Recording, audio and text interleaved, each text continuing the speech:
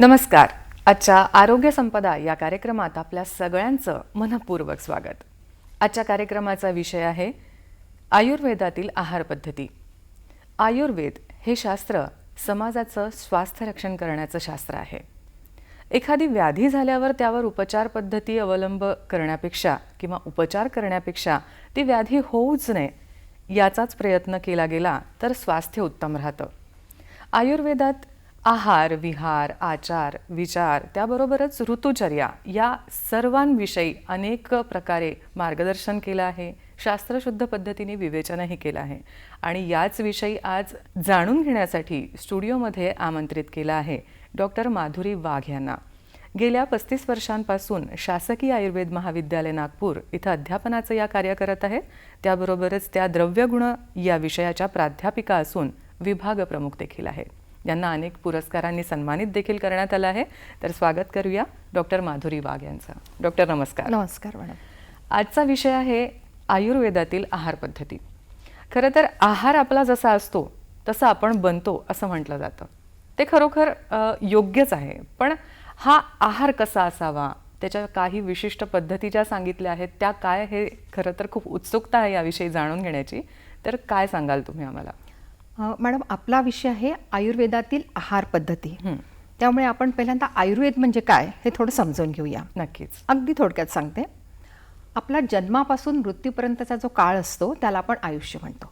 हो. आणि सगळ्यांचीच अशी इच्छा असते की हा काळ सुखासुखी आनंदाने समाधानाने झाला पाहिजे.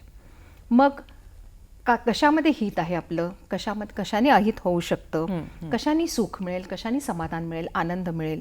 तुम्ही सांगितल्याप्रमाणे दिनचर्या कशी असली पाहिजे, आहार कसा घ्यावा, कमीत कमी औषधं घेण्याची वेळ आली पाहिजे, हे सगळं अगदी वैज्ञानिकदृष्ट्या सांगणारे शास्त्र म्हणजे आयुर्वेद शास्त्र. म्हणजे आयुष्याबद्दल यशस्वीतेसाठी किंवा स्वास्थ्य रक्षणासाठी जे शास्त्र आहे ते शास्त्र म्हणजे आयुर्वेद शास्त्र आहे. आता दुसरा भाग आहे की आहाराचा. आपण सगळेच आहार घेतो, पण आपण जो आहार घेतो तो खरंच आपल्या स्वास्थ्य रक्षण करणारा आहे का, की आयुर्वेदामध्ये काही वेगळा भाग सांगितला. थोडेफार बदल जर आपण केले तर आपल्याला त्याच्यामध्ये नक्कीच स्वास्थ्य रक्षण किंवा निरामय आयुष्य मिळू शकेल. जसं की आपण देवाला नैवेद्य दाखवतो किंवा आपण म्हणतो ना अन्न हे पूर्ण ब्रह्म असं म्हणतो.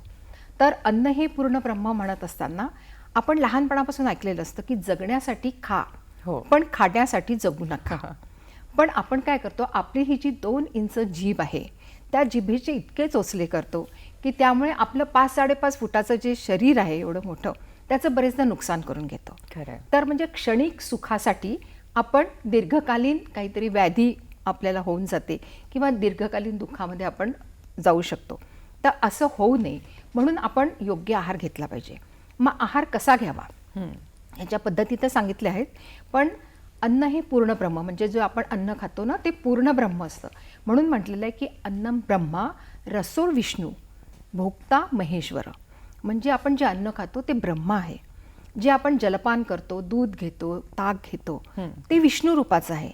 आणि जो खाणार असतो तो महेश्वर असतो. म्हणजे आपण जो भोगताय आपण महेश्वर देवाचं रूप आहे. देवाला नैवेद्य दाखवलं तर देव खात नाही, ते आपणच खात असतो. पण जेव्हा आपण खातो तेव्हा कशी तरी भाजी पोळी किंवा काहीतरी घेऊन खातो. आणि जेव्हा देवाला नैवेद्य दाखवायचं खूप छान पदार्थ ताट सजवतो आणि खातो. तर आपण स्वतःला तसं जर समजलं आणि पूर्ण अन्न व्यवस्थित, जसं इंद्रधनुष्याचे रंग असतात 7, तशा प्रकारे जर विविध अन्न आपल्या ताटामध्ये असेल आणि त्याचा जर आपण आनंद घेतला तर आपल्याला नक्कीच दीर्घजीवन मिळतं. नक्कीच डॉक्टर. जेव्हा आपण बघतो की षड्रसानी परिपूर्ण आपलं ताट असायला हवं असं म्हणतात, त्यातली डावी बाजू, उजवी बाजू या देखील लक्ष देण्याजोग्या गोष्टी आहेत.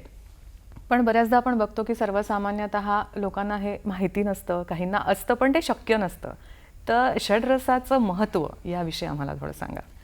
आता षड्रस म्हटलं की मधुर, आम्ल, लवण, कटू, तिक्त, कषाय असे 6 रस आम्ही म्हणतो. पण सर्वसाधारण लोकांना सांगण्यासाठी मधुर म्हणजे गोड, आंबट, खारट, तुरट, कडू हे सगळे 6 रस आहेत. आणि आपल्याकडे आता स्वीट डिशची पद्धत आली आहे. म्हणजे स्वीट डिश सगळ्यात शेवटी खायची असं म्हणतो. पण आयुर्वेदाला हे मान्य नाही आहे. आयुर्वेदानुसार पहिल्यांदा 6 रसांपैकी पहिल्यांदा मधुर रस घ्यायचा. आता मधुर रस घ्यायचा म्हणजे सगळ्यांना वाटली रोज काय लाडू पेढे घरी आणून ठेवायचे आणि ते खायचे का, असं नाही. तर मधुर रस म्हणजे आपण जे वरण भात तूप हे कधी तिखट लागतं, कडू लागतं, नाही. तुरट असतं नाही. म्हणजे ते मधुर रसाचंच असतं. म्हणून वरण भात तूप गरम पहिल्यांदा सुरुवातीला खायचा. नंतर मग आंबट रसाचं जसं कढी असेल, दही असेल, असे पदार्थ, दहीवडा असेल जेवणात, असे पदार्थ खायचे. आणि सगळ्यात शेवटी मग भाजी पोळी, म्हणजे तुरट किंवा तिखट असे पदार्थ मिसळून आपण साधारण भाजी करतो मसाल्याची. मग भाजी पोळी शेवटी खायची. आणि सगळ्यात शेवटी ताक किंवा दहीभात वगैरे घ्यायचा. तर असं पहिल्यांदा मधुर, नंतर मग आम्लरस, मग कटुतिक्त कषाय, असा आहारामध्ये क्रम ठेवायला सांगितलेला आहे. आणि याचं कारण असं की शरीरामध्ये आयुर्वेदाने जे दोष सांगितले ना, वात पित्त कफ, त्याची उत्पत्ती नीट झाली पाहिजे. कारण ते जर व्यवस्थित असले तर, साम्य अवस्थेत असेल तर प्रकृती उत्तम राहते असं आपण म्हणतो. म्हणून या क्रमाने आपल्याला षड्रसांपैकी या क्रमाने आहार घ्यायचा आहे. आणि आपण जी स्वीट डिश शेवटी घेतो ते काही आयुर्वेदाला मान्य नाही आहे. मग शेवटी तुम्ही गोड पदार्थ खा, नाही असं नाही, पण सुरुवात मात्र मधुर रसाने करा, असं आयुर्वेदाचं सांगणं आहे. नक्कीच, खूप छान मार्गदर्शन करत आहात आपण. पण प्रश्न हा येतो की खरंच भोजन किंवा जेवण केव्हा करावं आणि कसं करावं, कुठे करावं? मॅडम, याच्यावर इतकी चर्चा आहे की आपण जेव्हा मैत्रिणींना वगैरे भेटतो तर तेव्हा त्या म्हणतात की मी ना फक्त 2दा जेवते आणि मध्ये अजिबात खात नाही. किंवा काही मैत्रिणी म्हणतात 2 वेळचा जो आहार आहे ना, मी 4 याच्यात विभागून मग खाते. पण आयुर्वेदाचं जर म्हणणं ऐकायचं असेल तर आयुर्वेदाने सांगितलं आहे की उभय कालो, म्हणजे 2दा जेवा, प्रातः सायंच, म्हणजे 2दा जेवा, एकदा सकाळी आणि एकदा संध्याकाळी. म्हणजे जसं पूर्णावती करायची, आपण पूर्वी अग्नी प्रदीप्त करायचे घरात, तशाप्रमाणे 2दा फक्त जेवायचं आहे. मग दुसरा प्रश्न की 2दा म्हणजे केव्हा? कारण प्रत्येकाची ऑफिसची सगळ्या वेळा वेगवेगळ्या असतात. मग 2दा केव्हा जेवायचं? तर अगदी साधं उत्तर आहे की जेव्हा तुम्हाला भूक लागते तेव्हाच तुम्ही जेवायचं. आता याच्यातनं 2 अर्थ निघतात की भूक लागल्यानंतर उपाशी नाही राहायचं. पण आपल्या महिलांना काय सवय असते की स्वयंपाक झाला, कामं झाले की मग त्यांना वाटतं चला आता थोड्या वेळाने मुलगा येतोच आहे, आपण जेवू 11:30-12ला. मग नंतर कळतं की थोड्या वेळाने मिस्टर येणार, मग जेवू 1:30-2. म्हणजे जेवणाची वेळ असं व्हायला टाळली नको. जाते. हां, जेव्हा तुम्हाला भूक लागली असेल घरच्या कोणाला, त्यावेळी त्यांनी जेवायचं. म्हणजे भूक लागल्यानंतर उपाशी राहायचं नाही, हे एक. आणि भूक लागेपर्यंत जेवायचं नाही, हे पण तेवढंच महत्त्वाचं आहे. मग आता भूक नाही, मग त्याला करमत नाही म्हणून बसलोय टी व्ही समोर, आता ही माझी आवडते सुरू झाली सिरीजनं, जेवायला घ्या, असं नाही करायचं. किंवा आता ऑफिसची वेळ 9 वाजता म्हणून भूक लागो की 9 लागो 8 वाजता जेवून घ्यायचं, असं पण नाही करायचं. म्हणून 2दा जेवायचं, पण भूक नीट लागल्यानंतर जेवायचं. म्हणजे साधारण आता प्रातः म्हटलं म्हणजे 12च्या आत जेवण झालं पाहिजे, दुपार व्हायच्या आत. आणि दुपारचं जेवण पूर्ण पचल्यानंतर म्हणजे संध्याकाळी 6 तासानंतर, मग 7-7:30 जी वेळ असेल त्यावेळी जेवायचं. अशा 2 वेळा जेवणाच्या सांगितलेल्या आयुर्वेदामध्ये. नक्कीच. पण याचं शास्त्रशुद्ध कारण काय की भूक लागल्यावरच जेवायचं किंवा भूक लागेपर्यंत थांबायचं? तर हे शास्त्रशुद्ध कारण काय सांगा? आपल्याला भूक लागते म्हणजे काय असतं की आपल्या पोटामध्ये जे जे डायजेशन करणारे सिक्रेशन्स असतात ते सगळे सिक्रेट, आपण म्हणतो ना पोटात कावळे ओरडतात, म्हणजे कावळे ओरडतात म्हणजे गुडगुड आवाज येतोय, म्हणजे की सगळं लिव्हरकडनं येणारं बाकी जे अन्न पचनासाठी आवश्यक असणारे जे स्त्राव आहे त्याचं सिक्रेशन सुरू झालं असतं. त्यावेळी आपण खाल्लं पाहिजे. आणि त्यावेळी जर खाल्लं नाही तर मग ते काय होतं, ॲसिड सगळं रक्तामध्ये मिसळतं आणि खूप जणांना ॲसिडिटीचा त्रास होतो, किंवा खूप जणांना ढेकर येण्याचा त्रास होतो, किंवा बेचैन वाटतं, किंवा आपण मधुमेहाच्या रुग्णाचं पाहिलं तर त्यांना हायपोग्लायसिमिया पण होतो, गळल्यासारखं चक्कर आल्यासारखं वाटतं. तर असं सगळं व्हायला नको. ज्यावेळी आपल्या शरीरातला रस कमी झालेला असतो, अन्नरस कमी झालेला असतो, आहार रस कमी झाला, त्यावेळी तो मिळाला पाहिजे. म्हणून भूक लागल्यानंतर जेवणं आवश्यक आहे. आणि भूक न लागताच तुम्ही आधी जेवले तर आधीचंच अन्न पचलेलं नसतं, त्याच्यामध्ये अजून मरून अन्न टाकलं तर, समजा एखाद्या ठिकाणी अग्नी आहे आणि तो पेटायच्या आधीच त्याच्यावर जर तुम्ही तूप जरी असलं तरी जरी टाकलं तर तो अग्नी मंद होऊ शकतो. तसं होऊ नये म्हणून भूक लागल्यानंतर जेवायचं, भूक लागेपर्यंत थांबायचं, असं महत्त्वाचं सांगितलं. जेवणाविषयी आपण बोलत आहोत. काही जण खूप हळू जेवतात, काहींना खूप घाईत गडबडीत जेवणाची सवय असते. याच्याविषयी पण सांगितलं आहे की स्थलकाल हे सुद्धा खूप महत्त्वाचं आहे आयुर्वेदामध्ये. तर त्याविषयी आम्हाला सांगा. मॅडम, हे खूपच महत्त्वाचं आहे. कारण कोणासमोर जेवायचं हा पण प्रश्न असतो ना. आपली आई, वडील, मित्र, बहीण, भाऊ, आपल्यावर प्रेम करणारा कोणी जर मित्र असेल किंवा पाककर्ता घरात, त्यांच्यासमोर तुम्ही जेवा, काही हरकत नाही, ते तुम्हाला समाधानाने वाढतील. पण आता सध्या काय असतं की एखाद्या चौकामध्ये आपण जातो, तिथे पाणीपुरीचे वगैरे ठेले असतात, ते आपण घेतो आणि खातो, आणि खाता खाता आपल्याला दिसतं की एखादा छोटासा मुलगा ज्यांनी शर्ट पॅन्ट घातलेली नाही, थंडीने कुडकुडता एक ताटली घेऊन उभा आहे, त्याला भूक लागली आहे, त्यावेळी आपल्याला खरंच ती पाणीपुरी जाईल का? नक्कीच ठसका लागेल ना. म्हणजे दुसऱ्याची भुकेल्याची नजर आपल्या ह्याच्यामध्ये गेली आहे. एखादा पाखंडी, एखादा रोगी आहे, त्यांना जर खायची इच्छा आहे पण मिळत नाही आहे, मग त्याच्यासमोर जर आपण खाल्लं तर आपल्याला तसं जेवण जात नाही. म्हणजे जे सिक्रेशन पचनासाठी आवश्यक असते आपोआपच बंद होतात. आपलं मन उडालं आपण म्हणतो, कारण प्रसन्न मनाने आपण जेवलं पाहिजे. ज्या ठिकाणी शांतता आहे, समाधान आहे, आनंद आहे, अशा ठिकाणी अशा वातावरणामध्ये जेवलं पाहिजे. आता हे जरी नसलं बाहेर, तरी आपण बघतो की घरामध्ये इथे ताट आणि इथे मोबाईल असतो, आणि जेवता जेवता एका मोबाईलवर कॉल येतो की असं असं झालं, घास तिथेच राहतो. काहीतरी घटना सांगितल्या जाते किंवा काहीतरी पैशाची मागणी असते किंवा काहीतरी बातमी अशी असते की मनावर परिणाम होतो आणि जेवण धकत नाही. आई म्हणते जेव रे बाळा, पण त्याला जेवण जात नाही. किंवा दूरदर्शनवर खूपदा असं होतं की चांगली एखादी सिरियल सुरू असते, आपण पाहतो, पाहता पाहता असं लक्षात येते की एखाद्या नायिकेवर काहीतरी दुःख आलेलं आहे, तर आपण असं नेलेला घास तसाच राहून जातो. आपण त्याच्यामध्ये इतकं पाहण्यामध्ये गुंग होऊन जातो की आपलं जेवण होत नाही. असं एखाद्या दिवशी झालं तर ठीक आहे, पण असं जर वारंवार झालं तर तुमचा आहार नीट पोटापर्यंत जाणार नाही, नीट पचन होणार नाही, आणि काही दिवसांनी तुमच्या लक्षात येईल की अरे आपली प्रतिकारक क्षमता कमी झालेली आहे. म्हणजे जो आपला आहार घेण्याची जी वेळ असते त्यावेळी जर आपण प्रसन्न वातावरणामध्ये शांततेने घरातले सगळे मिळून छान आनंदाच्या गप्पा करत जर जेवलो तर त्याचा शरीरावर, मनावर निश्चित चांगला परिणाम होतो, आणि त्यामुळे निरोगी वातावरण घरातही राहतं आणि प्रत्येक व्यक्तीचं पण निरोगी शरीर राहतं. आपण जी आहार पद्धती सांगत आहात ती प्रत्येक वयोगटानुसार अशीच हवी की जसं बालक आहे, तरुण आहेत किंवा ज्येष्ठ आहेत, तर आम्हाला सांगा की प्रत्येक वयातल्या व्यक्तीने किती आहार आणि कसा आहार घ्यायला पाहिजे? आता आहार किती घ्यावा हा जो तुमचा प्रश्न आहे, तर हा 1 किलो 2 किलो किंवा इतक्या कॅलरी असं आयुर्वेदात सांगितलेलं नाही आहे. हो, पण साधारण एक आपलं पोट म्हणजे एक असा गोल डबा समजायचा, त्याचे 4 भाग करायचे. त्यातला अर्धा भाग हा आहाराने भरायचा, 1/4 भाग हा पाण्याने भरायचा, अच्छा, आणि उरलेला 1/4 भाग जो असतो तो मोकळा ठेवायचा. कारण घुसळण्याची किंवा डायजेशनची जी प्रक्रिया असेल, अन्न हालायला तिथे जागा मिळाली पाहिजे, म्हणून तो हवेने मोकळा ठेवायचा. म्हणजे असा अर्धपोटी जेवा असंच सांगितलेलं आहे. आपण जे म्हणतो ना सावकाश जेवा, म्हणजे हळूहळू जेवा असा अर्थ नाही होत. सावकाश म्हणजे अवकाश, जागा ठेवून, अवकाश म्हणजे पोकळी, पोटात थोडी जागा ठेवून जेवा असा त्याचा अर्थ होतो. आणि तुम्ही म्हणालात की छोटे मुलं आणि मोठे यांच्या जेवणाच्या बाबतीत जे सांगितलेलं आहे, आता छोटे मुलं खूप खेळतात, त्यांना वारंवार भूक लागते, तर त्यांच्यासाठी आपण 2 वेळचा जेवणाचा नियम नाही ठेवू शकत. त्यांना भरपूर म्हणजे जेव्हा जेव्हा भूक लागेल तेव्हा तेव्हा त्यांना द्यायचं, कारण त्यांची शरीराची वाढ होत असतं. साधारण 40 नंतर वाढ पूर्ण झालेली असते. मग आहे ते स्वास्थ्य आपल्याला टिकवून ठेवायचं असतं, म्हणून त्यांनी आवश्यक तेवढा रस किंवा आवश्यक तेवढा आहार घ्यायचा असतो. गुलाबराव महाराज म्हणून आपल्याकडे एक प्रज्ञाचक्षू गुलाबराव महाराज म्हणून होऊन गेले अमरावतीचे, त्यांनी खूप छान सांगितलं. त्यांनी सांगितलं की तुमचं भोजन झाल्यानंतर समजा तुमच्याकडे कोणी पाहुणा आला आणि त्यांनी म्हटलं अरे मी एकटा कसा जेवू, जरा माझ्यावर तू पण 2 घास, तर आपण 2 घास खाऊ शकलो पाहिजे. म्हणजे इतकंच एका वेळी जेवायचं. अगदी इथपर्यंत आलं किंवा आकंठ आलं, खूप पोटभर ताठ झालेला आहे, आता बस झोपल्याशिवाय गत्यंतर नाही, इतका आहार घेऊ नये. त्यांनी अन्नाचं पचन चांगलं होतं. नक्कीच. आणि मॅडम फळांच्या बाबतीमध्ये एक मला महत्त्वाचं सांगायचं आहे की आयुर्वेदामध्ये असं सांगितलं की भोजनाच्या पूर्वी जो कोणी शहाणा व्यक्ती असतो तो कधी केळ आणि काकडी खात नाही. उलट डाळिंबाचे जे रसदार दाणे असतात ते जर तुम्ही भोजनापूर्वी खाल्ले तर पचनासाठी मदत होते. आणि जेवणामध्ये पपई जर वापरली तर पपईमध्ये खूप पेप्सिन असतं की ज्याने खूप चांगलं अन्नाचं पचन होतं, तर तिचा आहारामध्ये उपयोग केला पाहिजे.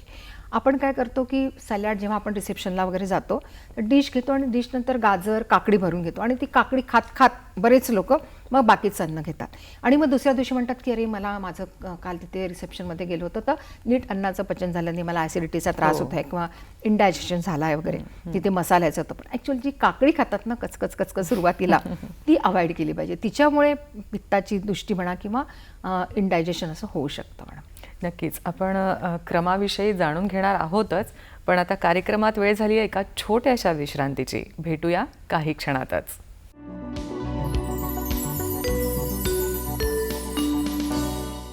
छोट्याशा विश्रांतीनंतर आपल्या सगळ्यांचं आरोग्य संपदा या कार्यक्रमात पुन्हा एकदा स्वागत.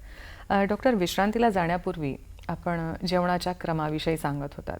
खरंच इतकी उपयुक्त माहिती आयुर्वेद शास्त्रामध्ये दिली आहे आणि त्याचा जर प्रत्येकाने आपल्या जीवनात अवलंब केला तर खरंच उत्तम आरोग्य घडायला वेळ लागणार नाही. म्हणजे व्याधी झाल्यानंतर आपण उपचार करण्यापेक्षा उपचाराची वेळच येणार नाही. आरोग्य संपदा सगळ्यांना मिळेल, आरोग्य संपन्नता सगळ्यांना प्राप्त होईल. बऱ्याचदा पात्रांविषयी सांगितलं जातं की अमुक एका पात्रामध्ये हा पदार्थ केला की तो शरीरास हितकारक असतो. तर कुठल्या भोजन पात्रामध्ये भोजन करायचं किंवा जेवण बनवताना ते कशामध्ये बनवलं पाहिजे किंवा कुठल्या धातू आपल्या शरीरास हितकारक आहे, हे काय सांगितलं आयुर्वेद शास्त्रात? मॅडम, आयुर्वेद शास्त्र लिहून 5-6 हजार वर्ष झालेले आहेत. त्यावेळी स्टीलचा शोध लागलेला नव्हता. त्याच्यामुळे स्टीलचा उल्लेख नाही आहे. म्हणजे आपण आता जे स्वयंपाकघरात पात्र वापरतो स्टीलचे, त्याचा उल्लेख नाही आहे. पण बाकी धातूंचा खूप चांगला उल्लेख केलेला आहे. जसं चांदी, त्यावेळी चांदी होती, रौप्य म्हणायचे. तर आपल्या सगळ्यांच्या घरामध्ये चांदीचा पेला असतो, म्हणजे बहुतांश लोकांकडे, मध्यमवर्गीय परिस्थितीमध्ये असणाऱ्यांकडे. पण चांदीचा पेला आपण एक तर लॉकरमध्ये ठेवतो किंवा चोरीला जाऊ नये म्हणून लपून ठेवतो. खरं म्हणजे त्या चांदीच्या पेल्यातनं पाणी किंवा दूध जर पिले तर डोळ्याला होणारे विकार किंवा जे पित्ताचे विकार आहेत, रक्तपित्त म्हणा किंवा अपचनाचे विकार आहेत, ते कमी होण्यासाठी मदत होतं. कारण चांदी तशी शीत थंड म्हटलेली आहे. म्हणून चांदीच्या पेल्यातनं पाणी पिणं, चांदीच्या पेल्यातनं दूध पिणं असं करायला सांगितलेलं आहे. आणि जर स्वयंपाक करण्यासाठी पूर्वी कास्याचं पण भांडं वापरलं जात होतं. आणि कास्याचं भांडं हे सुद्धा शरीराचा दाह वगैरे कमी करणारे होतं. पितळाचं भांडं वापरू नका असा स्पष्ट उल्लेख आहे. पण वैज्ञानिकांनी आग्रहाने सांगितले की लोहपात्र म्हणजे लोखंडाची कढई, लोखंडाचा तवा, लोखंडाचा सराटा हा आपण वापरला पाहिजे.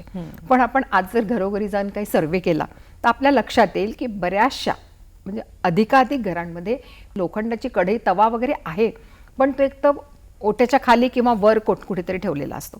तर मला सर्व गृहिणींना असं सांगणं आहे की जर तुम्हाला तुमच्या रक्ताचा लाल रंग, ज्याला आपण हिमोग्लोबिन म्हणतो, तो उत्तम ठेवायचा असेल, म्हणजे हिमोग्लोबिन 12, 13, 14 ठेवायची असेल तर ती लोहानीच वाढते. मग आर्टिफिशियल त्या गोळ्या घेण्यापेक्षा जर तुम्ही लोखंडाच्या कढईत वरण भाजी केली, लोखंडाच्याच तव्यावर पोळ्या भाजल्या, लोखंडाच्या सराट्याने जर हाते हलवलं तर नॅचरल लोखंड लोह तुमच्या शरीरामध्ये जाईल.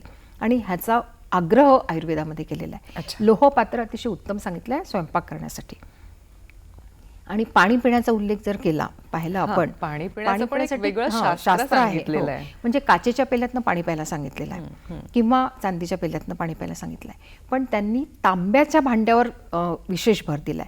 जसं स्वयंपाक करण्यासाठी लोहपात्र, तसं पाणी ठेवण्यासाठी आणि पिण्यासाठी तांब्याचं पात्र सांगितलेलं आहे. म्हणजे शरीरामध्ये हे जे धातू आहेत, कॉपर म्हणा, सल्फेट म्हणा, आयर्न म्हणा, ते व्यवस्थित राहिले पाहिजे ह्याचा पण विचार त्या काळी केलेला आहे. म्हणून तांब्याच्या भांड्यातनं पाणी प्या. आणि तुम्हाला जमवून ठेवायचं असेल तर मृतपात्र म्हणजे मातीच्या भांड्यात, मातीचा माठ, सुरई याचाच उपयोग करण्यासाठी सांगितलं आहे. आता आपण काय करतो, सर्वत्र फक्त सोयी होतं, आपलं सोयीस्कर म्हणून प्लास्टिक वापरतो. ते प्लास्टिकमध्ये पण 2 प्रकार आहे की ज्याच्यामध्ये आपण इटेबल फूड ठेवू शकतो चांगल्या दर्जाचं, ते काही हरकत नाही थोडं वापरायला. पण ज्याच्यामध्ये पाणी ठेवल्यानंतर त्या बाटल्या वाकड्या होतात किंवा ऊन लागलं की त्याचा आकार बदलतो, असं जे प्लास्टिक आहे ते चुकूनही वापरायला नको. जे आपण प्रवासामध्ये बाटल्या विकत घेतो किंवा वापरतो त्याचा मोह नाही करायचा, ते टाकूनच द्यायचे. तर प्लास्टिकचा कमीत कमी वापर केला आणि तांब्याच्या भांड्याचा जर पाण्यासाठी वापर केला किंवा मातीच्या भांड्याचा वापर केला तर निश्चितच फायदा होतो. अजून एक महत्त्वाचं मला सांगायचं आहे मॅडम की पत्रावळी सांगितल्या आहेत. म्हणजे आता वडाची आहे, पिंपळ आहे, प्लक्ष आहे, मोह आहे, याच्यापूर्वी पत्रावळी करत होते आणि त्या पत्रावळींचा उपयोग ताट म्हणून करून जेवत होते.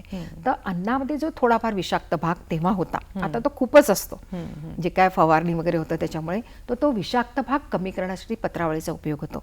म्हणून मी माझ्या मित्रमैत्रिणींना सांगू इच्छिते की तुम्ही रोज नाही पण कमीत कमी वाढदिवसाला, जसं आपल्याकडे करतात ना श्राद्ध पक्षाला, किंवा काही सणांना जर पत्रावळी आणल्या आणि त्याच्यावर जर तुम्ही भोजन घेतलं तर शरीरामध्ये जे काही विषभाग जातात ते जाणार नाही. ते पत्रावळीचा सुद्धा पानांपासून तयार केलेल्या पत्रावळीच्या द्रोणांचा सुद्धा उपयोग पात्र म्हणून करायला सांगितलेला आहे. आणि केळीचं पान सुद्धा खूप उपयुक्त असतं जेवणामध्ये.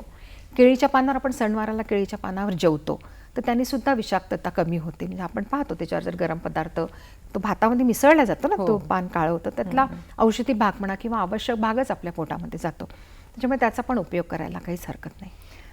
नक्कीच आपण खूप छान मार्गदर्शन करत आहात. सध्या कोरोना काळाचा जर आपण विचार केला तर व्हिटॅमिन सी ची खूप गरज आहे शरीराला आणि त्याबरोबरच रोगप्रतिकारक क्षमता वाढवणे हे खूप महत्त्वाचं झालं आहे.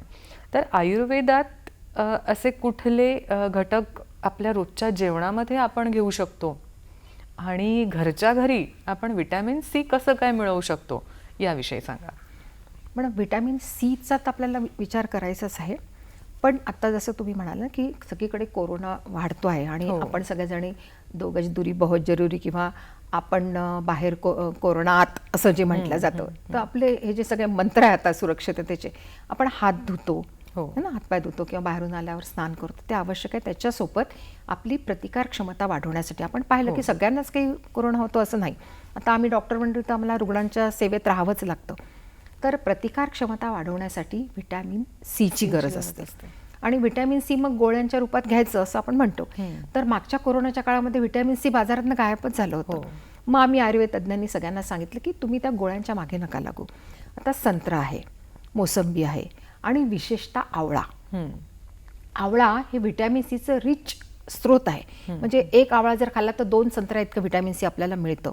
आणि आवळा आता मिळणं सुरू झालेलं आहे. तर मुलांना बाकी काही देण्यापेक्षा घरच्यांना सगळ्यांना आवळा, आता जो वयस्कर असतील त्यांनी किसून घ्यावा त्याच्यामध्ये मीठ वगैरे टाकून. पण रोज 1 ते 2 आवळे प्रत्येकाने खाल्ले पाहिजे, म्हणजे भरपूर व्हिटॅमिन सी मिळेल. संत्र्याचा सीझन आहे, संत्रं खाल्लं पाहिजे. आणि पुढे उन्हाळा येणार आहे, म्हणजे आवळा जर घरात नसेल त्याचं सरबत करून ठेवू शकता, त्याचा मुराब्बा करून ठेवू शकता, त्याची सुपारी करून ठेवू शकता.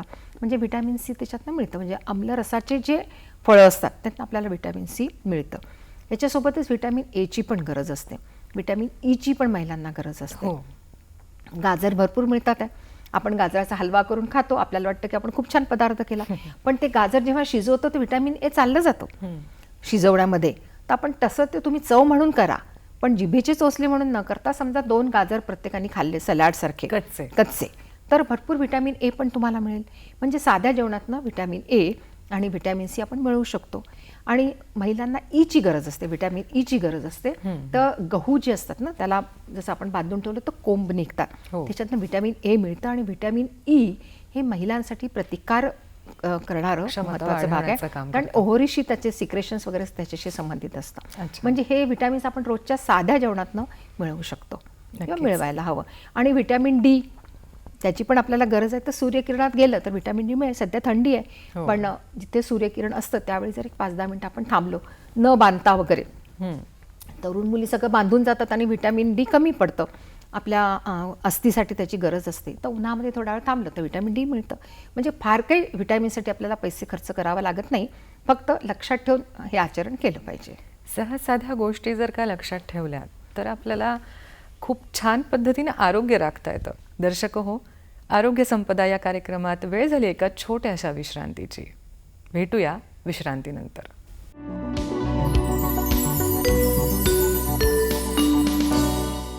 विश्रांतीनंतर आरोग्य संपदा कार्यक्रमात आपल्या सगळ्यांचं पुन्हा एकदा मी स्वागत करते. डॉक्टर, आहार पद्धती याविषयी आपण बोलतो आहे. पाणी पिण्याच्या विषयी जेव्हा सांगितलं जातं तेव्हा म्हणतात की जेवणाच्या अर्धा तास पूर्वी पाणी प्यायचं असेल तर तुम्ही पिऊ शकता, किंवा नंतर पाऊण तासांनी किंवा 1 तासांनी तुम्ही घेऊ शकता, किंवा काहींना मध्येच पाणी पिण्याची सवय असते, किंवा सकाळी उठल्यानंतर उषप-पानाला खूप महत्त्व आहे.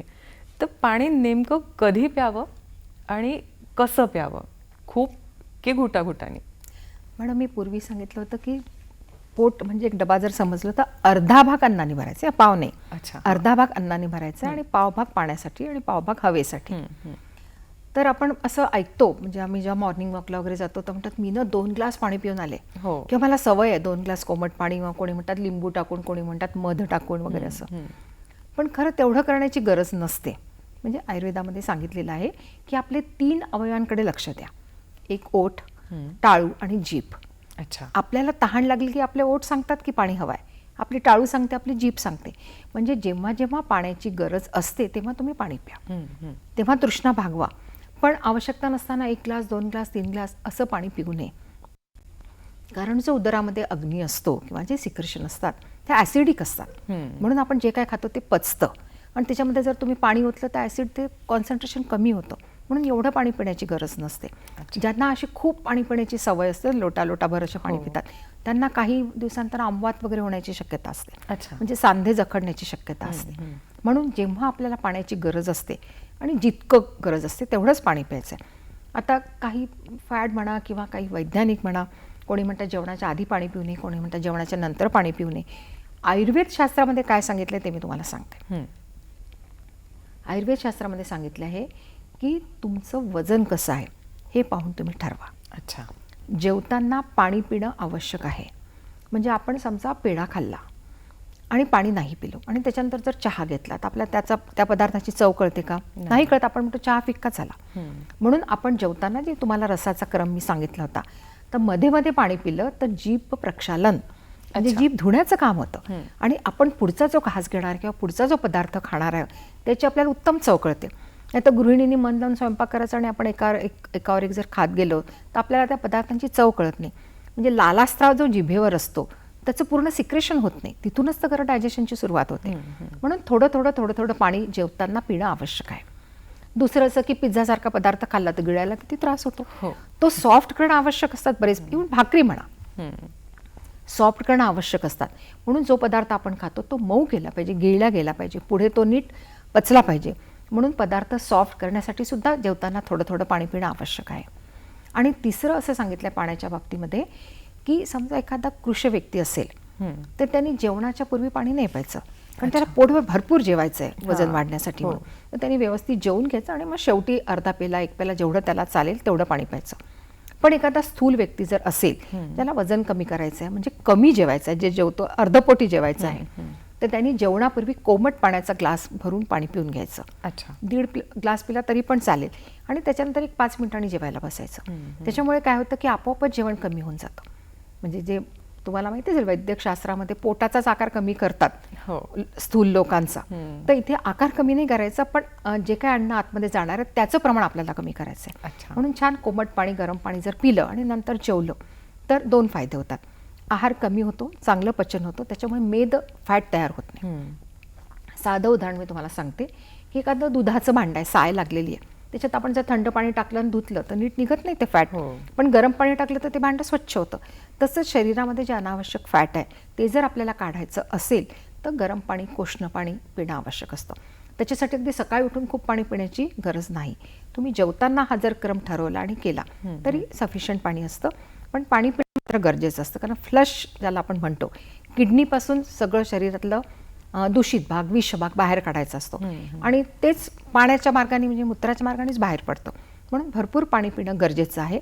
पण असं एकदम 2-3 लोटे म्हणा एवढं वगैरे एका वेळी प्यायचं नाही. दिवसभरामध्ये सतत थोडं पाणी पित राहायचं. जेवताना सुद्धा थोडं पाणी पित राहायचं. बऱ्याचदा असं बघितलं जातं की बॉटलनी पाणी पिलं जातं आणि गटगट भरपूर पाणी, तेही उभ्याने. म्हणजे असंही म्हटलं जातं की बसून पाणी प्यावं, उभ्याने पिऊ नये. तर याविषयी सांगा. आपल्याकडे कोणी समजा पाहुणे आले तर आपण त्यांना म्हणतो पहिल्यांदा या बसा, आणि बसल्यानंतर मग आपण त्यांना पाणी देतो, कारण ते श्रम थकून आलेले असतात वगैरे असं आशयाने म्हणून. पण समजा उभ्या पाणी पिला तर पहिल्यांदा ठसका लागतो, है ना. आणि मग ठसका लागला तर पुढचं पाणी जात नाही.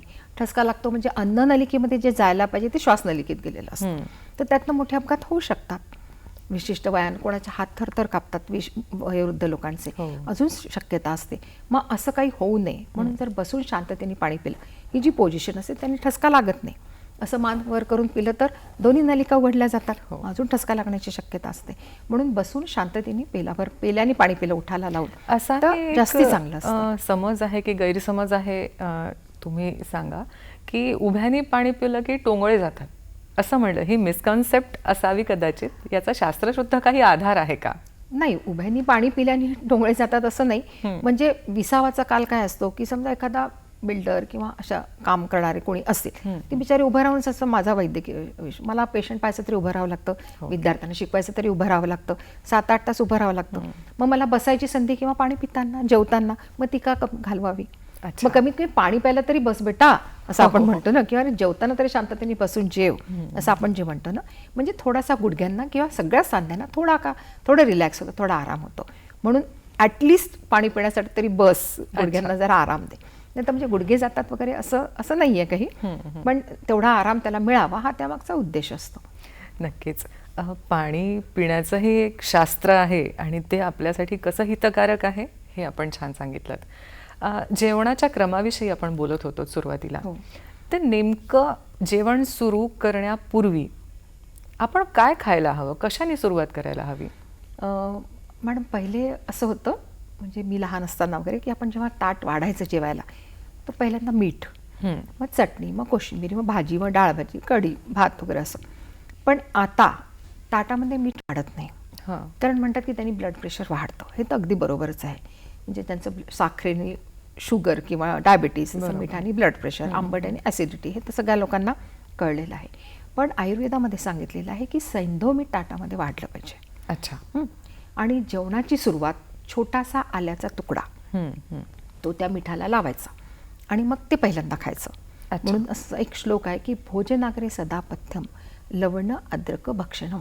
म्हणजे जेवणाची सुरुवात करण्यापूर्वी लवण म्हणजे मीठ आणि आल्याचा छोटासा तुकडा असं लावून जर तुम्ही खाल्लं तर कंठ आणि मुख याची शुद्धी होते. आणि कोरोनामध्ये काय हवंय आपल्याला?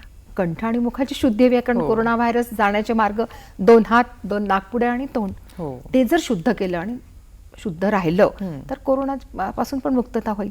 अर्थात त्या काळी त्यांना कोरोना माहिती नसेल, बाकी व्हायरस माहिती असेल, कोरोना माहिती नसेल, पण मुख शुद्धी करण्यासाठी भोजनापूर्वी म्हणून त्यांनी लवण आणि अद्रक लावून खायचं. आणि त्याच्यानुसार मागे जो मी क्रम सांगितला की पहिले वरण भात तूप म्हणजे मधुर, मग आम्ल लवण आणि मग बाकी कटू तिक्त कषाय रस्स्याच्या भाज्या वगैरे असं खायला सांगितलेलं आहे. म्हणून जेवणाची सुरुवात आलं आणि लवण यांनी करायची आहे. नक्कीच. आता आल्याचा विषय निघाला म्हणून आपण लसणाला वाईट नको वाटायला ना, कारण आलं लसूण बहीण भावांसारखे राहतात.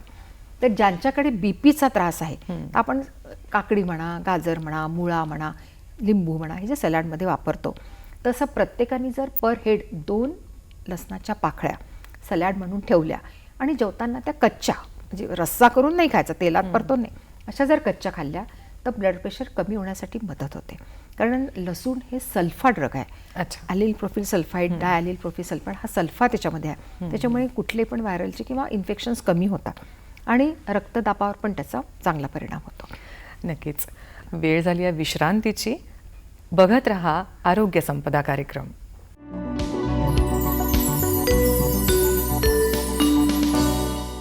या छोट्याशा विश्रांतीनंतर आपल्या सगळ्यांचं पुन्हा एकदा स्वागत आहे आरोग्य संपदा कार्यक्रमात. डॉक्टर, आपण आलं आणि लसूण याविषयी बघितलं. आता वळूया स्वयंपाकघरातील दुसऱ्या द्रव्य घटकांकडे. खरं तर मोहरी, हिंग, जिरं हे प्रत्येक पदार्थ काही ना काही गुणधर्मांनी युक्त आहे. त्यांनी पण आपण आपलं आरोग्य सांभाळू शकतो. तर छोट्या मुलांपासून ते वृद्धांपर्यंत हे जे तिखट मिठाचं पाळं आहे, यांनी आपण आरोग्य कसं काय राखू शकतो? मॅडम, आपल्या भारतामध्ये अगदी श्रीमंत असो की गरीब असो, सुंदर असो की मध्यम असो, नोकरी करणारी असो की घरात राहणारी असो, प्रत्येक गृहिणीला स्वयंपाकघराच्या ओट्याच्या खाली जागा पण ठरलेली आहे. आणि गोल एक डबा असो, आकार पण ठरलेला आहे. आणि त्या मोठ्या डब्यामध्ये छोटे छोटे डबे असतात. कोणाकडे 8 असतील, कोणाकडे 10 असतील. तर त्याला आपण तिखट मिठाचं पाळं असं म्हणतो. ते पाळं म्हणजेच आपल्याकडचे इमर्जन्सी मेडिसिन आहे असं मी म्हणते स्वयंपाकघरातलं. अच्छा. त्याची जर आपल्याला माहिती असली तर बरंचसं आरोग्य आपण घरच्या घरी महिला गृहिणी त्याचं रक्षण करू शकतात. जसं मी आलं आणि लसूण सांगितलं. जसं आता आपण हळदीचं पाहिलं तर हळद ही अँटीबायोटिक आहे, अँटीसेप्टिक आहे, कॉस्मेटिक आहे, नंतर अँटीडायबेटिक आहे, अँटी इन्फ्लामेटरी आहे, म्हणजे सूज कमी करणारी, चव वाढवणारी, नंतर आपल्या लिव्हरमधला स्त्राव वाढवणारी, नंतर डायबिटीसमध्ये त्याचा ओल्या हळदीचा रस पण देतात कारण साखर कमी नॉर्मल होते. तर अशा बऱ्याच गोष्टी एकट्या हळदीमध्ये आहे. म्हणून त्या हळदीचं पेटंट रघुनाथ माशेलकरांनी खूप कष्टाने मिळवलं. आणि ते म्हणाले की त्याच्यासाठी मला हल्दीघाट की लढाई करावी लागली म्हणून. तसेच जिरे, मिरे, धणे, मेथी, मोहरी, तीळ, ओवा हे जे पदार्थ आहेत हे सुद्धा, म्हणजे लवंग, विलायची, हे ज्याला आपण मसाल्याचे पदार्थ म्हणतो. ॲक्च्युअली ते मसाल्याची फक्त चव आणणे किंवा भाजी छान होणे हा उद्देश नाही आहे. आपल्या वैज्ञानिकांचा हा उद्देश नव्हता. ते सगळे आम्ही शिकवतो, एक एक औषधी द्रव्य म्हणून शिकवतो. तर त्या सगळ्यांचा उद्देश आपली प्रकृती चांगली राहणे, म्हणजे अगदी छोट्या बालकांपासून तर वयोवृद्धांपर्यंत आपण पाहू शकतो. त्याच्यामध्ये आपण ऋतूनुसार पण बदल करतो. जसं आता हिवाळा आहे, हिवाळ्यामध्ये आपण फार काही कांदा फोडणीत नाही घालत. हिवाळ्यामध्ये आपण आलं वापरतो. चहा करायचा का आलं पाहिजेच, फोडणी करायची का आलं पाहिजे. जेव्हा पावसाळा असतो तेव्हा आपल्याला लसणाशिवाय होत नाही. लसणाचं वरण असलं की आपल्याला छान वाटतं, भाजीत टाकायला छान वाटतं. जसा उन्हाळा तसं कांद्याचं प्रमाण वाढतं. म्हणजे ऋतूनुसार आपण त्याच्यात बदल करत असतो. आता आपण भरपूर कोथिंबीर वापरतो. तसंच घरामध्ये जर छोटे मुलं असतात, आपल्याकडे कोणी पाहुणे आले, जर छोटा मुलगा आला तर आपण अगदी हळद, तिखट, लसूण वगैरे घालून कधी वरण फोडणी घालणार नाही. साधं तूप, जिऱ्याचे दाणे, जिरे आणि साधं वरण करून त्याला देऊ, कारण तो छोट्या बालकाला तेवढं पुरेसं असतं. एखादा तरुण आला तर आपण एकदम साग्र संगीत रस्सा करू, ज्याला आपण आपल्या याच्यामध्ये तर्री म्हणतो, कारण तरुण वयाला त्याची गरज असते, भरपूर पोळ्या जेवण गेलं पाहिजे म्हणून. वयोवृद्ध जर कोणी आपल्याकडे आलं तर आपला पूर्ण हे बदलतो, स्वयंपाकाचा प्रकार बदलतो. छोटे मुलं आलं तर लगेच आपण हिंग टाकतो, कारण छोट्या मुलांना जंताची भीती असते, मग त्याच्या वरणात थोडं जास्ती हिंग, भाजीत थोडं जास्ती हिंग, त्यांनी नाही झालं तर गूळ आणि हिंग देतो. कोणाला सर्दी असेल तर आपण लगेच दुधात हळद टाकून देतो. आता तर कोविडमुळे हॉस्पिटलमध्ये पण हळदीचं दूध द्यायला लागलेले आहेत. कुणाला ॲसिडिटीचा त्रास असेल तर मग लगेच जिरं आणि साखर खायला देतो. कोणाला मूत्रदाह असेल तर त्याच्यासाठी भरपूर आपण तीळ खायला देतो. दातांमध्ये काही प्रॉब्लेम असेल तीळ चावून चावून खायला सांगतो. तर असे ती जे तिखट मिठाचं पाळण ते सगळं इमर्जन्सी असतं. कापल्या गेलं की इकडे तिकडे जायची गरज नाही, हळद घेऊन लावायचं, पूर्वी लावतच होतो, लगेच रक्तवाहिनीतलं रक्त येणं थांबतं. तर असे सगळे जे प्रकार आहेत ते सगळे, इव्हन दालचिनी वगैरे, जे दालचिनी वगैरे तर अँटी कॅन्सर म्हणून वापरल्या जाऊन राहिली आहे. आपली तुळस जी अंगणात असते ती पण अँटी कॅन्सर म्हणून, ताप कमी करण्यासाठी म्हणून, म्हणजे आता कोरोनाचा ज्वर सुद्धा त्यांनी कमी होतो. तर असे हे जे सगळे पदार्थ आहेत ना, हे छोट्यांपासून तरुणांपासून अगदी वयोवृद्धांपर्यंत त्याला मी इमर्जन्सी ड्रगच म्हणते. त्यात ते जर कमी जास्ती केलं, ॲसिडिटी वाढली का तिखट बंद करा, जिरं वाढवा, बरोबर आहे. वेदना वाढल्या का हिंगाचं प्रमाण वाढवा, कारण वात त्यांनी कमी होतो. तेलाचं प्रमाण थोडं वाढवा. असे सगळे पदार्थ आपण जर वापरले तर बऱ्याचशा रोगांवर आपण नियंत्रण करू शकतो. सगळ्या वयात करू शकतो आणि सगळ्या ऋतूमध्ये पण करू शकतो. तर त्याचा आपण समजून उपयोग करू शकतो. आता वेळेअभावी आपण एकदम सविस्तर नाही, त्याच्यावर आपण एखाद दिवशी करूया वेगळी चर्चा. नक्कीच. खरंच आज जी काही माहिती आम्हाला मिळते, दर्शकांना मिळते, ती खरंच खूप उपयुक्त आहे. आणि याचा जर आपल्या जीवनामध्ये रोजच्या दैनंदिन आपल्या आहार विहारात जर बदल केला तर भरपूर चांगलं स्वास्थ्य आपण मिळवू शकतो. आपण आहार बघितला, जलपानाची प्रक्रिया बघितली, किंवा कसं करावं हे पण बघितलं, पण जेवणानंतर शतपावलीलाही आयुर्वेद शास्त्रात अत्यंत महत्त्व आहे. तर त्याविषयी आम्हाला सांगा. आयुर्वेदामध्ये एक छान श्लोक आहे की भोजनानंतर काय, तर पहिल्यांदा मुख प्रक्षालन सांगितलं आहे. याच्यावर मी तुम्हाला आता विशेषतः मुद्दाम सांगते की आपण शाळेत किंवा ऑफिसमध्ये डबा नेतो. म्हणजे परवाच माझ्याकडे माझा एक भाचा आला, तर जेवला आणि हात धुतलेन गेला. म्हटलं का रे तोंड नाही धुतलं का? आता शाळेत डबा नेतो तो कुठे तोंड धुतो? म्हणजे मुख प्रक्षालन सुद्धा महत्त्वाचं आहे. नाही तर 40मध्ये जसा चष्मा लागतो तसे दातांच्या डॉक्टरकडे पण जावं लागतं. म्हणून भरपूर वेळा चूळ भरून तोंड धुण्यासाठी सांगितलंय. आणि आता कोरोना काळात तर गरम पाण्याने गार्गलिंगच करायचं आहे, वाफ घ्यायची आहे. म्हणजे मुख प्रक्षालन तेव्हापासून सांगितलेलं आहे की तोंड धुवा भरपूर, 32 दातांत 32 वेळा चूळ भरा असं म्हणतात. म्हणजे इतक्या वेळा तो सगळा भाग स्वच्छ केला पाहिजे, गरम पाण्याने धुतलं पाहिजे. नंतर लवंग आहे, ओवा आहे, सोप आहे, हे जे आपण मुख प्रक्षालनासाठी खातो ते पण खाल्ले पाहिजे. मी तुम्हाला फक्त लवंगीचं उदाहरण सांगते. लवंग जर तोंडामध्ये ठेवली तर व्हेरिकोज व्हेनचं प्रमाण कमी होतं. ब्लड सर्क्युलेशन करणं चांगल्या प्रकारे हे लवंगीचं प्रमुख काम आहे. त्याच्यामध्ये व्होलाटाईल ऑइल असतं, त्यांनी दात पण चांगले राहतात, कीड लागत नाही आणि रक्तप्रवाह पण वाढतो. म्हणजे रक्तप्रवाह वाढण्यासाठी जे थिनर देतात, ब्लड थिनर, तसं काम हे लवंग करत असते. म्हणून पान खात होते, विड्याचं पान, त्याच्यामध्ये चुना लावून, तर चुनातनं कॅल्शियमच जायचं, ते पण खाण्यासाठी सांगितलं आहे. आणि त्याच्यानंतर तुम्ही जे म्हणाला ना शतपावली, ती खूप आवश्यक आहे. आता जेव्हा आम्ही महिलांना भेटतो आणि सांगतो की शतपावली करा, तर त्या लगेच म्हणतात हो ना, जेवण झालं की टेबलवरचं आम्ही अन्न ओट्यावर आणतो, ओट्यावरचं भांड्याच्या तिथे नेतो, 100 काय 200 पावलं होतात, पण त्याला शतपावली नाही म्हणत. जेवल्यानंतर जर तुम्ही बसलात तर तुम्हाला ग्लानी येते, झोप येते, झोपावं वाटतं. जेवल्यानंतर लगेच जर झोपलात तर झोपच लागून जाते, पचन होऊ शकत नाही नीट अन्नाचं. किंवा जेवल्यानंतर तुम्ही धावलात तर मृत्यू येतो असं पण वर्णन केलेलं आहे. म्हणजे आता जो ऑफिसचा काळ किंवा व्यवसायानिमित्त जेवायचं आणि धावत धावत जाऊन एखादी ट्रेन पकडायची, लोकल पकडायची, किंवा जेवलं आणि लगेच जाऊन किक मारून गाडी चालवायची, किंवा गर्दीतनं कार फास्ट चालवायची, त्याच्यामुळे काय होणार आहे, सगळा ताप, उदरावरचा ताप आपल्या हार्टवर, लंग्सवर येतो. मग आपण ऐकतो ना 40व्या वर्षी त्याला हार्ट अटॅक आला किंवा हार्टचे प्रॉब्लेम निर्माण झाले. म्हणून त्यांनी जे सांगितलं की जेवल्यानंतर धावलात तर मृत्यू येऊ शकतो. म्हणून न धावता थोडी शतपावली करायची. सकाळी शक्य नसेल तर संध्याकाळी करायचीच आहे. शतपावली म्हणजे 100 पावलं मोजा असं नाही, तर मोजता येईल इतकं हळूहळू चाला. म्हणजे हात मागे घेऊन 1 2 3 4 असं, म्हणजे हळूहळू घरातल्या घरात चाला. हे कोविडसाठी पण चांगलं आहे, कारण सध्या पार्क वगैरे सगळे बंद झालेले असतात. मॉर्निंग वॉक नाही, इव्हिनिंग वॉक नाही, पण तुम्ही घरात करू शकता ना. पहिल्यांदा एखाद्या पुरुषांनी करून घेतलं, घरातल्या घरात थोडं चाललं अर्धा पाऊण तास वगैरे, नंतर महिलेनी, नंतर मुलांनी. म्हणजे छोटं जरी घर आहे तर शतपावली करून तुम्ही तुमचा व्यायाम करू शकता, अन्नाचं नीट पचन होतं. म्हणून तेव्हापासून शतपावलीला महत्त्व दिलेलं आहे, जे आजपर्यंत सांगितलेलं आहे.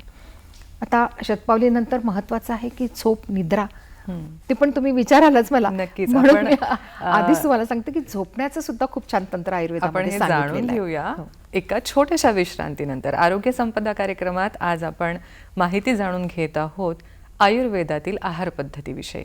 भेटूया एका छोट्याशा विश्रांतीनंतर.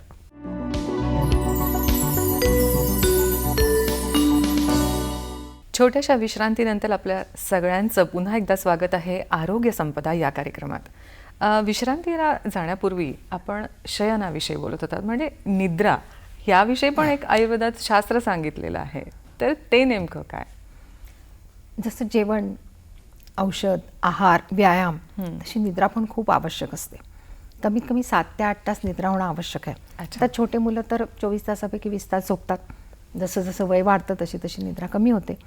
नंतर तरुण वयात तर असं होतं की आपण खूप थकतो, झोपण्याची गरज असते पण झोप येत नाही. आणि आता सध्या तर लॅपटॉप आणि वर्क फ्रॉम होम सुरू झालेलं आहे. कोणाच्या इकडे गेलं तर लॅपटॉप घेऊन असतात. माझा छोटासा नातू मुलाला म्हणाला की बाबा please talk with me, don't talk with laptop. कारण आई वडील सतत लॅपटॉपशीच बोलताना दिसतात तर मुलांना पण खूप अडचण येते आणि त्यांचा नाईलाज असतो की सारखं लॅपटॉप समोर बसून त्यांना काम करावं लागतं. जेवणाचं पण भान नसतं, मग असं इकडे इकडे जेवायचं, भाजी दिसत नाही, वरण दिसत नाही. तर ही गोष्ट खरोखरच चांगली नाही आहे आरोग्याच्या दृष्टीने. मग आता जर चांगली झोप झाली पाहिजे असं जर वाटत असेल, थोड्या कालावधीमध्ये नीट झोप झाली पाहिजे, तर एक खूप चांगली पद्धत आयुर्वेदामध्ये सांगितलेली आहे शयनाची. दिवसभराची सगळी कामं झाल्यानंतर, थोडं शतपावली झाल्यानंतर किंवा शतपावली करताना दिवसभराचं थोडं स्मरण करून घ्यायचं की आपण काय केलं काय नाही वगैरे अंथरुणावर जाण्यापूर्वी. आणि मग त्याच्यातनं उद्या काय करायचं वगैरे सगळं समजून घेतली, उद्याची दिनचर्या, किंवा अंथरुणावर जायचं. सगळ्यात पहिल्यांदा पाठीवर झोपायचं. म्हणजे पाठ पूर्ण जमिनीला टेकली पाहिजे, पाय टेकले पाहिजे, ज्याला उतानं झोपणं असं म्हणतात. आणि आपले श्वास प्रश्वास 8 पर्यंत मोजायचे. अच्छा. 1 2 3 4 असे क्रमाने. मग 8 झाल्यानंतर उजव्या बाजूला वळायचं. उजव्या बाजूला पण महत्त्वाचे अवयव आहे, डाव्या पण आहे. उजव्या बाजूला वळायचे आणि तिथे 16 श्वास मोजायचे. अच्छा. काउंट करून प्रामाणिकपणे स्वतःशी प्रामाणिक राहून. आणि नंतर डाव्या कुशीवर वळायचं आणि मग तिथे 32 श्वास मोजायचे. अच्छा. समजा एका सायकलमध्ये झोपण्याला तर ही सायकल परत करायची. तर असा अनुभव आहे की जेव्हा आपण 32 काउंट करतो डावीकडचे, तर आपल्याला ग्लानी आली पाहिजे, अच्छा. निद्रा आली पाहिजे, झोप आली पाहिजे. आणि मग पुढे जर तुम्हाला डाव्या म्हणून तर डाव्या कुशीवर झोपा. हो. मग डाव्या कुशीवर तुम्ही जर गाढ निद्रेमध्ये गेले तर फारच उत्तम, पूर्ण विश्रांती होऊ शकते. पण कमीत कमी झोप लागेपर्यंत तरी डाव्या कुशीवर झोपायचं. म्हणून हे मोजायचं, स्वतःचे श्वास मोजायचे. प्राणायाम करतात तरी तेव्हा काय करतो ना आपण, श्वास प्रश्वास मोजतो. तर तसंच झोपताना पण आपले श्वास प्रश्वास मोजले आणि ती असं सांगितलं क्रम 8 16 आणि 32. तर ते होईपर्यंत 100च्या आतच होतो. तर झोप चांगली शांतपणे झोप लागते. तर असा प्रयोग सगळ्यांनी करून पाहायला हरकत नाही, पैसे पण लागणार नाही आणि सहजपणे आपण करू शकतो.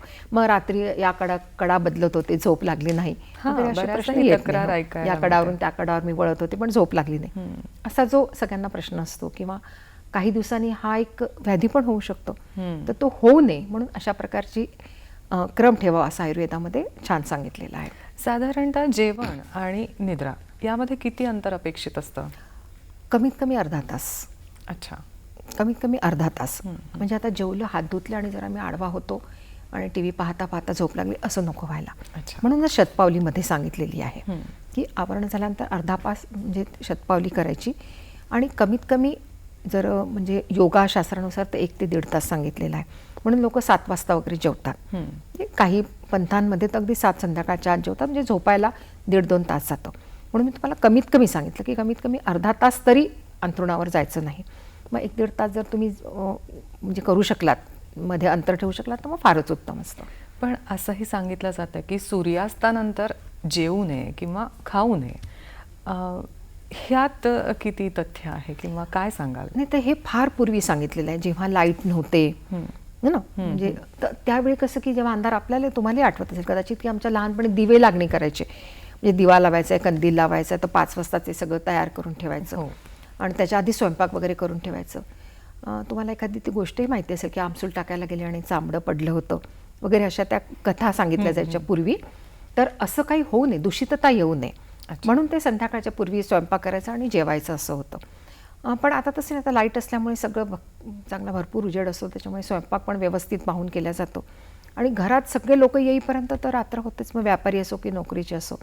मग एकेकाने जेवणापेक्षा सगळेजण घरात जेवले आणि आनंदाने प्रसन्न वातावरण ठेवून तर त्याचा परिणाम चांगला होईल. म्हणजे अगदी असा अट्टहास करण्याची गरज नाही की सूर्यास्तापूर्वीच जेवा वगैरे. त्याच्यानंतर 5-6 तास 7-8 तास झोप झाली तर डायजेशन पण होतंच चांगलं. नक्कीच. आता आपण कोरोना काळात बघतो आहे की काम करण्याच्या पद्धतीमध्ये बदल झालेला आहे, वेळांमध्ये बदल झालेला आहे आणि धकाधकीच्या आयुष्यामध्ये बघितलं तर खरं बाकी सगळ्या गोष्टींना महत्त्व दिलं जातं, पण आहाराकडे तेवढं दुर्लक्ष होत आहे. तर तुम्ही आताच म्हणालात की लॅपटॉप समोर आहे, वरण दिसत नाही आहे, भाजी दिसत नाही आहे, काहीतरी घास तोंडात जातो आहे, काम चाललं आहे. तर नेमकी या जीवनशैलीमध्ये आपली आहार पद्धती कशी असायला हवी आत्ताचं जर आपण बघितलं तर? बघा, पहिल्यांदा आपल्याला कोरोनापासून मुक्ती हवी आहे. तसं कोरोना म्हणजे राजमुकुट. कोरोना या शब्दाचा अर्थ म्हणजे CORONA जे आहे ना, तर कोरोनाचा अर्थ आहे राजमुकुट. म्हणजे इतकं चांगलं नाव असताना तो इतका त्रासदायक आहे. कारण त्याचं दुसरं नाव सार्स असं पण आहे. म्हणजे आपल्या रेस्पिरेटरी सिस्टीमवर एकदम आघात होतो आणि महत्त्वाची प्राणवायू ज्यातनं आपल्याला मिळत असतो त्या सिस्टीमवरच आघात करतात हे कोरोना व्हायरसेस. म्हणून त्रासदायक आहे. म्हणून मागच्या ह्याच्यामध्ये खूप लोकांना त्रास झाला. तर आहार पद्धतीबद्दल मी आता सांगितलं, पण महत्त्वाचं मी काढ्याबद्दल सांगितलं, आयुर्वेदिक काढ्याबद्दल. की तुम्ही फार काही नाही, जसं सकाळी आपण चहा घेतो तर त्या चहामध्ये जर तुम्ही आलं टाकलं किंवा सुंठ टाकली, तुळशीची पानं टाकले, हळद टाकली, दालचिनी टाकली किंवा गुळवेल तुम्हाला माहिती असेल तर ती टाकली, भरपूर तुळस वापरली, बेलाची पानं टाकली जे आपल्या साधारण परिसरामध्ये असतात आणि छान काढा केला. त्याच्यामध्ये मग तुम्ही चहा पावडर वेगवेगळ्या फ्लेवरचे दूध टाकून जर पिलात तर चहा पण मिळाल्याचा आनंद होतो आणि तो काढा जातो जो रेस्पिरेटरी सिस्टीमला साठी चांगला असतो. विशेषतः आता लोकांना अडुळसा पण माहिती झाला आहे. अडुळसा परिचयाचा झालेला आहे, पारिजातक सगळ्यांच्या परिचयाचा आहे. तर ती पानं टाकून उकळून जर तुम्ही काढा घेतला तर या सार्सवर किंवा या कोरोनाच्या व्हायरसवर आपण प्रतिकार क्षमता नक्की मिळवू शकतो. म्हणजे तो काढा घ्यायचा, त्याच्या आधी तुम्ही वाफ घेऊ शकता. रात्री झोपताना जसं आपण सांगितलं शतपावली ते झालं की लगेच वाफ घेऊन घ्यायची. म्हणजे जो म्युकस मेम्ब्रेनमध्ये कोरोना जे काही व्हायरस अडकले असेल ते बाहेर निघायला मदत होते. आणि जेवणामध्ये व्हिटॅमिन सीची खूप गरज आहे. मगाशी मी जे सांगितलं तर व्हिटॅमिन सीचा आग्रहाने आवळा, संत्र, फळांकडे विशेष लक्ष देऊन ते जर सीझनल फळं खाल्ले तर जास्ती, आता वॉटरमेलॉन खाण्याची गरज नसते. आता जे सीझनल संत्रा वगैरे मोसंबी फळ आहे ते जर खाल्ले तर नक्कीच तुमचा आहार चांगला होईल, प्रतिकार क्षमता वाढेल. तर एवढ्या गोष्टी जरी आपण केल्या, जेवायला वेळ नाही हे खरं आहे, पण 5 मिनटं लॅपटॉप बाजूला ठेवून जर जे काय जेवतो आहे 10 मिनटाच्या ऐवजी 5 मिनटं तर तुम्हाला त्याचा चांगला आनंद आस्वाद घेत जर जेवला तर नक्की प्रतिकार क्षमता वाढेल. एक गोष्ट चांगली आहे की घरात असल्यामुळे कोरोना होत नाही, पण जी तब्येत राहायला पाहिजे ती पण राहत नाही. एक तर मानसिक तणाव खूप आलेला आहे. मित्र कोणी भेटत नाही, मनातल्या भावना किंवा मनातलं दुःख बोलून दाखवता येत नाही, TV लावला तर सतत तेच पाहावं लागतं. तर इथे मनावर नियंत्रण ठेवण्यासाठी आपण जर एकमेकांशी मोकळेपणे बोललो म्हणजे आणि प्रसन्न वातावरणात जर जेवलो, काही घटना सांगितल्या एकमेकांना शेअर केल्या तर नक्कीच सुखद वातावरण तयार होईल आणि जी आरोग्य संपदा तुम्हाला मिळायला पाहिजे ती नक्कीच सगळ्यांना मिळेल.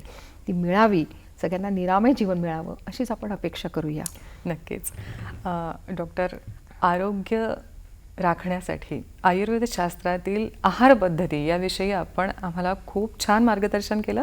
आमच्यासोबतच दर्शकांना सुद्धा याचा नक्कीच फायदा होईल जर याचा अवलंब आपण आपल्या दैनंदिन जीवनामध्ये केला. आपण इथे आला त्यामुळे इतकं छान मार्गदर्शन केलं त्याबद्दल नागपूर दूरदर्शन आणि दर्शकांच्या वतीने मी आपले आभार मानते. धन्यवाद. धन्यवाद मॅडम.